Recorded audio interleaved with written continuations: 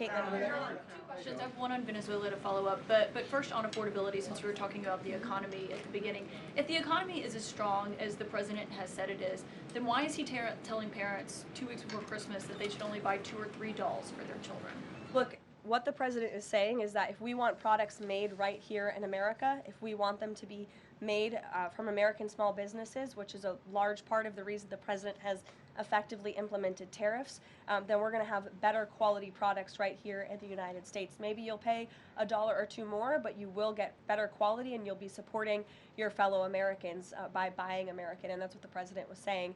Again, with respect to affordability, every economic metric, Caitlin, and I wish you would report more on it, does in fact show that the economy is getting better and brighter than where it was under the previous administration. I will repeat, inflation as measured by the overall CPI has slowed to an average 2.5% pace. Real wages are increasing, roughly $1,200 for the average worker. Gas prices are down in almost every single state across the country. Again, in 22 states, it's below $275. You look at the tax cuts, those are going to go into effect next year. So the best is yet to come.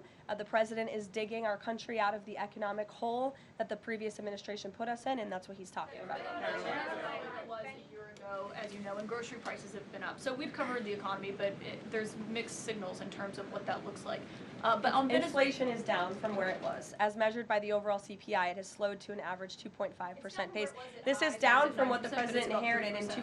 The president inherited 2.9% in January. Today it's at about 2.5%. So we're trending in the right direction with more to come. And I would remind you, when President Trump left office in his first term, inflation was 1.7%.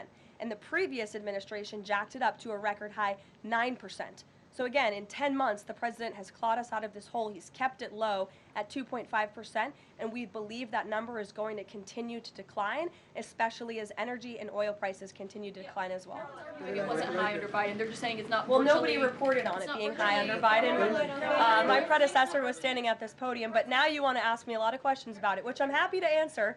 But I will just add, there's a lot more scrutiny on this issue from this press corps than there was. Well, and the previous administration said that too. My predecessor stood up at this podium and she said inflation doesn't exist. She said the border was secure, and people like you just took her at her word, and those were 2 utter lies. Everything I'm telling you is the truth, backed by real factual data, and you just don't want to report on it because you want to push untrue narratives about the president. Go ahead. I'm not going to take your follow-up. Go ahead.